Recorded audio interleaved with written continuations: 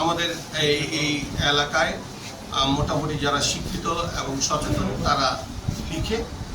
আমি খবর পেয়েছি গত পরশুদিন রাতে যে মাহবুবের প্রতি অবিচার করে তার বাসার কাছে গিয়ে হামলা করেছে এবং তাকে মেরে ফেলার ষড়যন্ত্র ছিল।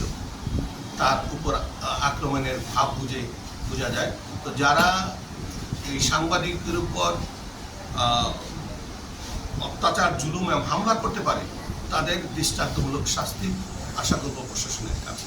এই সাংবাদিকতা মনে করি সমাজের আয়না। সঠিক সুন্দর লেখার মধ্যে সমাজ সচেতন হতে পারে। সাংবাদিকদের উপর আঘাত করে লেখা বন্ধ করা যাবে না। সাংবাদিকটা একা নয়, মাহবুব একা নয়, হাজারো সাংবাদিক আরও শক্তভাবে লিখবে, অন্যায়ের বিরুদ্ধে রুখে দাঁড়াবে।